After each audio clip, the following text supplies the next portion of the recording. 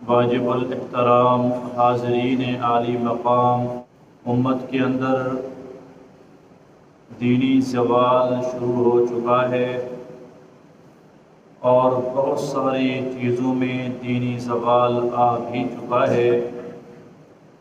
ان میں سے ایک چیز جمعہ کے دن کی قدر و قیمت امت سے گھٹتی جا رہی ہے۔ وجہ یہی ہے کہ جمعہ کے فضائل کا استحضار نہیں ہوتا۔ اس وجہ سے انسان جمعہ کے دن کے ساتھ بھی وہی معاملہ کرتا ہے جو عام دنوں کے ساتھ کرتا ہے۔ عزیزان گرامی، ویسے تو ہم مسلمان ہیں، لیکن ذہنی طور پہ ابھی بھی ہم انگریز کے غلام ہیں۔ اس غلامی کی علامات میں سے ایک علامت یہ بھی ہے کہ ہمارے ہاں محاکموں کے اندر جو چھٹی ہوتی ہے وہ اتوار کو ہوتی ہے، اور اتوار عیسائیوں کی عبادت کا دن ہے۔ اتوار عیسائیوں کی چھٹی کا دن ہے، جیسے ہفتہ یہودیوں کی عبادت کا دن ہے، ایسے اتوار نصارہ کی عبادت کا دن ہے۔ انگریز تو چلے گئے، لیکن انگریزیت کی ابھی تک غلامی مسلمان کر رہے ہیں۔ ان میں سے آپ دیکھیں ایک یہ بھی ہے کہ ہم مسلمان ہیں اور مسلمانوں کی قومی زبان ہمارے ملک کی اردو ہے، لیکن ہمارے اسکولوں کالجوں کے اندر اردو نہیں بلکہ انگلش میڈیم کر دیے گئے اور انگلش بلوائی جاتی ہے۔ یہ اسی انگریزی غلامی کا نتیجہ ہے۔ اصل مسلمانوں کی چھٹی کا دن وہ جمعۃ المبارک کا دن ہے۔ جمعۃ المبارک کو اللہ نے عید الفطر اور عید الاضحیٰ سے بھی زیادہ شان و شوکت نصیب فرمائی ہے۔ جمعہ مبارک کے اندر اللہ نے آدم علیہ السلام کو پیدا فرمایا ہے، اور جمعہ کے روز یوم یجمعکم لیوم الجمع، قیامت کے دن جب تمہیں جمع کیا جائے گا وہ جمعہ کا دن ہوگا۔ علماء نے فرمایا کہ جنت کے شروع میں بھی جیم ہے اور جمعہ کے شروع میں بھی جیم ہے۔ دنیا بنی بھی جیم سے ہے، دنیا کا اختتام بھی جیم سے ہے۔ جو آدمی اس جمعۃ المبارک کا اہتمام کرے گا، اللہ پاک اس کو جنت کے داخلے نصیب فرمائے گا۔ جمعہ کے فضائل اگر بیان کیا جائے تو پھر تو کوئی جمعہ لگ جائے۔ 3 فضیلتیں یاد کر لیں، ذہن میں بٹھایا کریں، عمل کی نیت سے یاد کیا کریں۔ جمعہ کی پہلی فضیلت نبی پاک صلی اللہ علیہ وسلم نے فرمایا، جمعہ کے دن جو آدمی جمعہ کی نماز ادا کرتا ہے، اللہ پاک اس کو حج اور مقبول عمرے کا ثواب نصیب فرماتے ہیں۔ ہم بہت دور بیٹھے ہیں، ہم روز عمرہ نہیں کر سکتے، ہم حج نہیں کر سکتے۔ حج صرف سال میں 1 مرتبہ ہوتا ہے۔ 10 سے 12 لاکھ روپے کے خرچے کے اندر ایک حج ہوتا ہے۔ عمرہ ہر روز وہی کر سکتے ہیں جو حرم کے اندر رہتے ہیں۔ ہم لوگ ہر ہفتے عمرے پہ، ہر روز عمرے پہ نہیں جا سکتے ہیں۔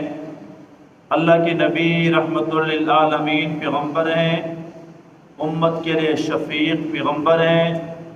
حضور رہے تو باعث رحمت بن کر، دنیا سے رخصت ہوئے تو پھر امت کے لیے باعث رحمت بن کر حضور یہ ہمیں فضیلت بتا گئے کہ جو آدمی جمعہ کے دن، جو عورت جمعہ کے دن، عورت ظہر کی نماز پڑھے گی گھر کے اندر، مرد جمعہ کی نماز پڑھے گا مسجد کے اندر، اللہ تبارک و تعالیٰ اس کو مقبول حج کا ثواب نصیب فرمائیں گے۔ علماء نے تفصیل بتائی، جمعہ پڑھنے کے بعد پھر جو آدمی کاروبار میں مشغول رہا لیکن اس کا دل و دماغ عصر کی نماز کے ساتھ اٹکا رہا، پھر وہ آیا اور اس نے آ کر عصر کی نماز با جماعت پڑھی۔ جمعہ کے بدلے میں اللہ حج کا ثواب عطا کرتے ہیں اور عصر کے بدلے میں اللہ عمرے کا ثواب نصیب فرماتے ہیں۔ کتنی بڑی فضیلت ہے، اتنی فضیلت سے بھی امت محروم ہو جائے، اتنی بڑی فضیلت سے۔ دوسری فضیلت یاد کرو، نبی پاک صلی اللہ تعالی علیہ وسلم نے فرمایا کہ جو آدمی جمعہ کے دن کوئی عمل کرتا ہے، اللہ تبارک و تعالی اس عمل کا ثواب 70 گناہ بڑھا کر عطا فرماتے ہیں۔ ایک آدمی منگل بدھ ہفتے کو صبح کو سورۃ یاسین کی تلاوت کرے اور ایک آدمی جمعہ کے دن صبح کو سورۃ یاسین کی تلاوت کرے، عام دن کے اندر اللہ کا وعدہ ہے من جاء بالحسنۃ فلہ عشر امثالہا، ہم ایک نیکی کرتے ہیں تو اللہ 10 گنا بڑھا کر ثواب نصیب فرماتے ہیں۔ ہم سورۃ یاسین پڑھیں گے تو اللہ 10 سورۃ یاسین پڑھنے کا ثواب عطا فرمائیں گے، اور جمعہ کے دن اگر ہم وہی سورۃ یاسین کی تلاوت کریں گے، اللہ تبارک و تعالی ہمیں 70 گنا بڑھا کر 70 مرتبہ سورۃ یاسین پڑھنے کا ثواب عطا فرمائیں گے۔ ایک آدمی جنازہ پڑھتا ہے ہفتے کے دن، ایک آدمی جنازہ پڑھتا ہے جمعہ کے دن۔ جو آدمی ہفتے کے دن جنازہ پڑھتا ہے، جنازہ پڑھنے کا ثواب حضور نے فرمایا کہ 1 قیرات کے برابر اللہ ثواب نصیب فرماتے ہیں۔ صحابہ نے پوچھا حضور یہ قیرات کیا ہوتا ہے؟ حضور نے فرمایا احد پہاڑ سونے کے خرچ کرنے کے برابر ثواب 1 قیرات بنتا ہے۔ جب آدمی عام دنوں میں ایک جنازہ پڑھے تو 1 احد پہاڑ سونے کا خرچ کرنے کا ثواب ہے۔ جو آدمی جمعہ کے دن کو جا کر جنازہ پڑھے، اللہ پاک اس کو 70 احد پہاڑ سونے کے خرچ کرنے کے برابر ثواب عطا فرماتے ہیں۔ ایک آدمی حج کرتا ہے عام دن کے اندر، ایک آدمی حج کرتا ہے جمعہ کے دن کے اندر۔ عام دن کے اندر حج کرو تو حج اصغر ہے، جمعہ کے دن حج پڑھو تو حج اکبر ہے۔ عام دن میں حج کرو تو ایک حج کا ثواب ہے، جمعہ کے دن کو اگر حج کریں گے تو اللہ پاک 70 حج کے برابر ثواب نصیب فرماتے ہیں۔ ایک آدمی عمرہ کرتا ہے عام دن کے اندر، ایک آدمی عمرہ کرتا ہے جمعہ کے دن کے اندر۔ جو آدمی جمعہ کے دن کے اندر عمرہ کرتا ہے، اللہ 70 عمرہ کرنے کے برابر ثواب نصیب فرماتے ہیں۔ ایک آدمی قل هو اللہ احد 100 مرتبہ پڑھتا ہے عام دنوں کے اندر، ایک آدمی جمعہ کے دن قل هو اللہ احد کی تسبیح کرتا ہے، 100 مرتبہ پڑھتا ہے، اللہ تبارک و تعالی اس تسبیح کو 70 گنا بڑھا کر ثواب نصیب فرماتے ہیں۔ ایک آدمی صلاۃ التسبیح پڑھتا ہے عام دن کے اندر، تو ایک آدمی آ کر جمعہ کے دن صلاۃ التسبیح پڑھے گا، اللہ تبارک و تعالی 70 گنا بڑھا کر اس کو ثواب نصیب فرماتے ہیں۔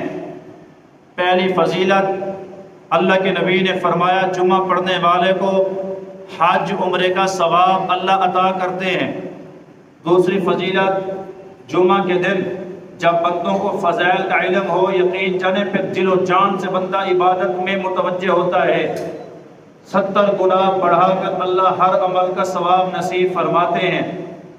تیسری فضیلت ایسی ہے کہ جو امتی سن لے، دل کی تختی پہ لکھ لے، یقین جانے وہ آدمی جمعہ میں کبھی کوتاہی نہیں کر سکے گا۔ نبی پاک صلی اللہ علیہ وسلم نے فرمایا جو آدمی آ کر جمعہ کی نماز ٹائم پہ ادا کرتا ہے آداب کے ساتھ، اللہ کے نبی اس کے لیے جمعہ کے دن روزہ اطہر میں بیٹھ کر مغفرت کی دعا کرتے ہیں۔ کتنی بڑی بات ہے۔ نبی پاک صلی اللہ علیہ وسلم نے فرمایا میرا وجود، میرا تمہارے اندر رہنا، میری حیات طیبہ بھی تمہارے لیے باعث رحمت ہے۔ اللہ کے نبی کا ہونا یقیناً صحابہ کرام کے لیے باعث رحمت تھی۔ اللہ نے خود قرآن مجید میں ارشاد فرمایا کافر کہتے تھے کہ اگر آپ نبی برحق ہیں اور ہم آپ کے منکر ہیں، اللہ کو آپ کہیں پھر اللہ ہمارے اوپر عذاب نازل فرمائے۔ اللہ نے کہا میٹھے مدنی انہیں کہو وَمَا كَانَ اللَّهُ لِيُعَذِّبَهُمْ وَأَنْتَ فِيهِمْ، میرا نبی رحمت للعالمین بھی موجود ہو میں عذاب بھیجوں یہ ممکن نہیں، جب تک آپ امت کے اندر ہیں باعث رحمت ہیں، آپ کے ہوتے ہوئے آپ کی امت پہ عذاب نہیں بھیجوں گا۔ اللہ کے نبی نے فرمایا جب میں دنیا سے پردہ فرماؤں گا، عالم برزخ کے اندر پہنچوں گا، پھر بھی میں تمہارے لیے باعث رحمت ہوں گا۔ اللہ کے نبی آپ کی حیات طیبہ تو باعث رحمت ہونا سمجھ میں آتا ہے، لیکن آپ کی جدائیگی تو ہمارے لیے قیامت صغریٰ ہوگی، پھر ہمارے لیے رحمت کیسے ہوگا؟ نبی پاک صلی اللہ علیہ وسلم نے فرمایا ہر روز ہر ہفتے میں 2 مرتبہ میری امت کے اعمال مجھ پر پیش کیے جائیں گے۔ ہمارا یہ ایمان ہے کہ ہر ہفتے محبوب کریم صلی اللہ علیہ وسلم کے سامنے ہمارے اعمال پیش ہوتے ہیں۔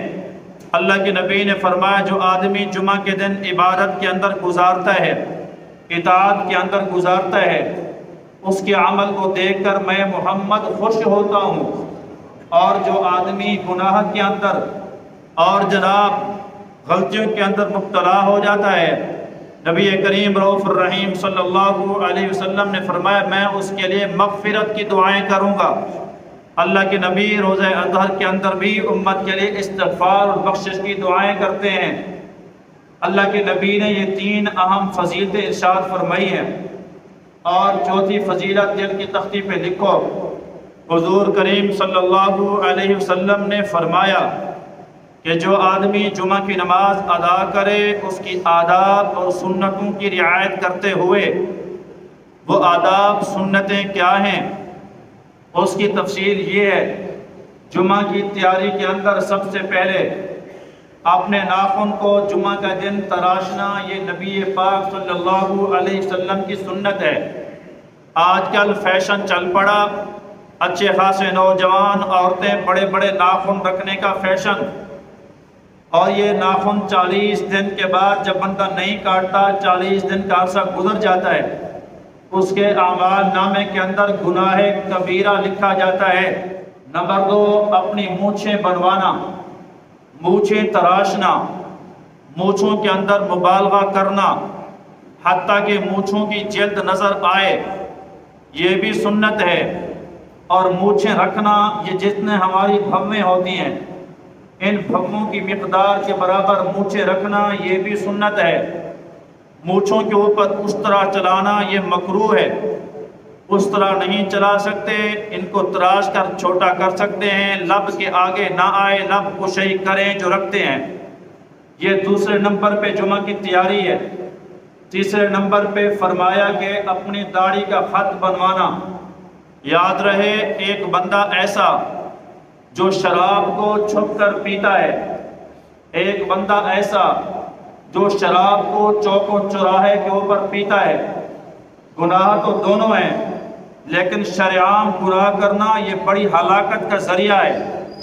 ایک گناہ بندہ چھپ کے کرے وہ چھوٹا ہے، تھوڑا ہے، ایک بندہ جو لوگوں کے سامنے گناہ کرتا ہے وہ گناہ بڑا ہے۔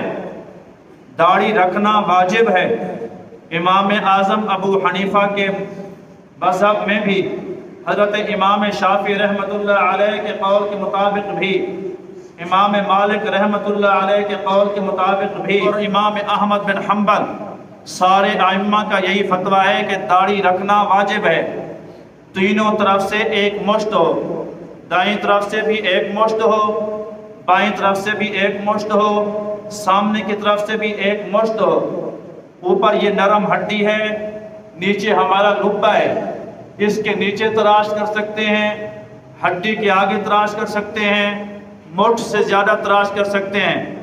جو لوگ داڑھی مستقل کٹاتے ہیں یا بالکل منڈواتے ہیں کا اعلاناً گناہ ہے، وہ سارے لوگوں کو گواہ بناتے ہیں کہ دیکھو میں نے یہ واجب کا تارک ہوں، میں نے داڑھی کٹائی ہوئی ہے۔ اس بندے کا گناہ بہت زیادہ ہے، چھپ کر گناہ کرنے والے کا گناہ کم ہے جو ظاہراً گناہ کر رہا ہے اپنی داڑھی کو کٹا کر۔ فرمایا کہ یہ آدمی 24 گھنٹے فرشتے اس کے گناہ لکھتے رہتے ہیں۔ توبہ کریں، داڑھی کو نہ منڈوائیں، داڑھی کو تراش خراش کے اندر مسائل پوچھیں، تینوں طرف سے ایک مشت ہو اس کے اوپر آپ کے لیے کٹوانا جائز ہے، تینوں طرف سے۔ اس کے بعد بالوں کا خط بنوانا یہ جمعہ کی تیاری میں سے ہے۔ آپ کے انگریزی بال پیالہ کٹنگ نہ ہو، یہ سنت کے مطابق سارے بال برابر کرا کے خط بنوانا۔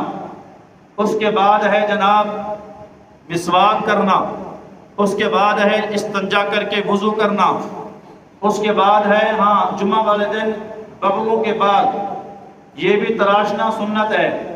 زیر ناف بال ہر جمعہ کو تراشنا یہ بھی سنت ہے۔ جو آدمی اس میں کوتاہی کرتے ہیں اس کے لیے اتنا گنجائش ہے کہ 15 دن تک لے جا سکتا ہے۔ اس کا بھی اگر 40 دن ہو گئے اور اس نے سستی کی تو گناہ کبیرہ بائیں کندھے والا فرشتہ لکھنا شروع کر دیتا ہے۔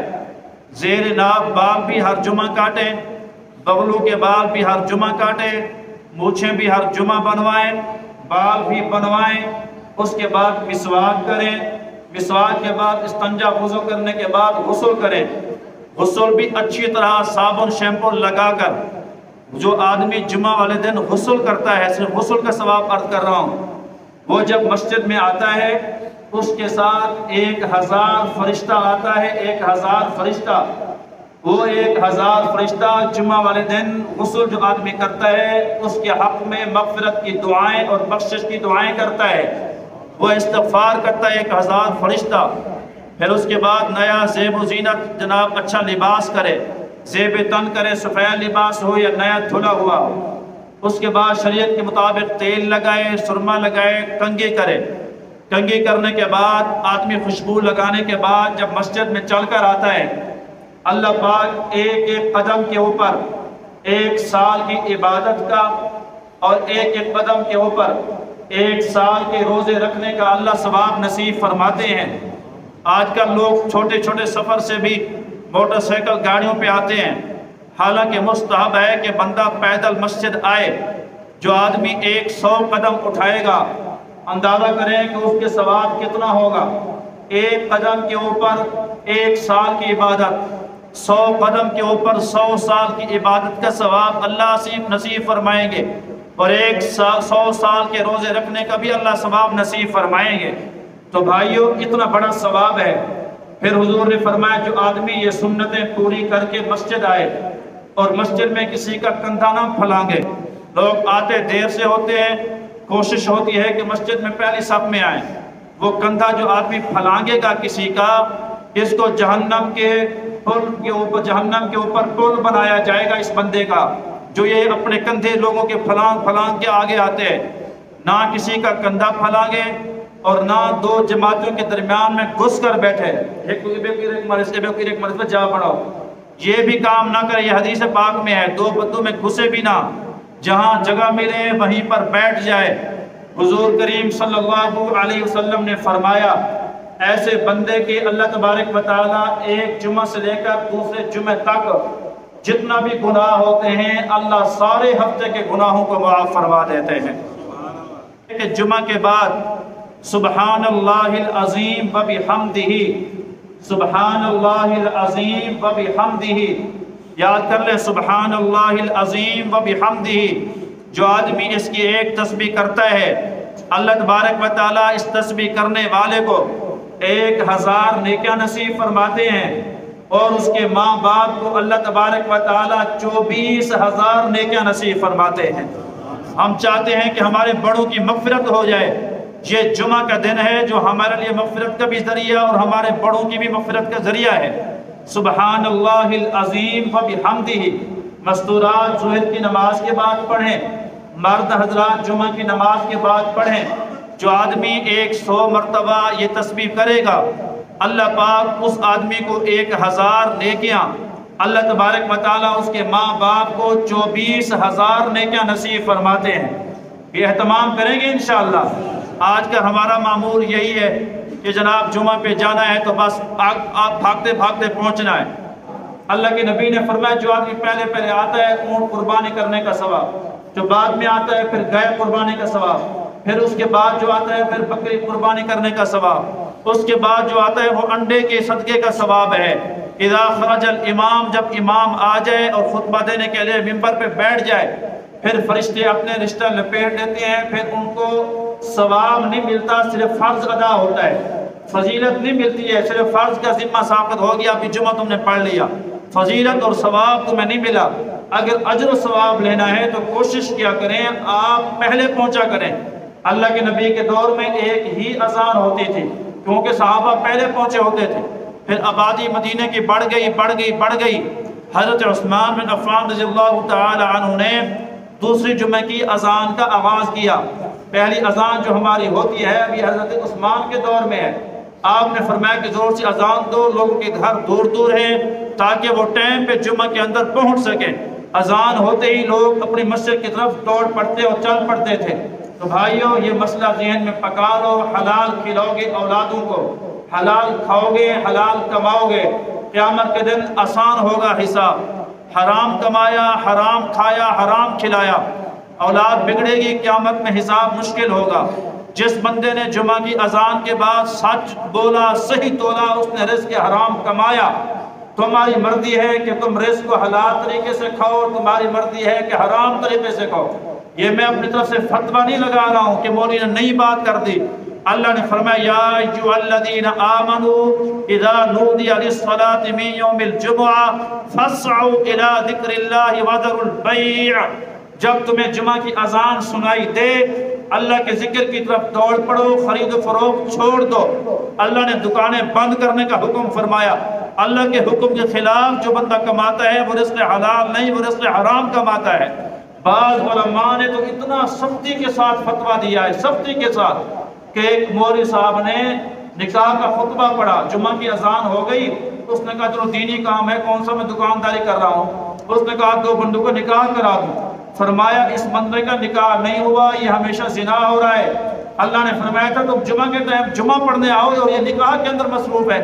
جب ہمیں نکاح کرنے کی اذان کے بعد اجازت نہیں ہے، کیا دال چینی اور ٹماٹر سبزی بیچنے کی اجازت ہوگی ہمیں میرے بھائیوں؟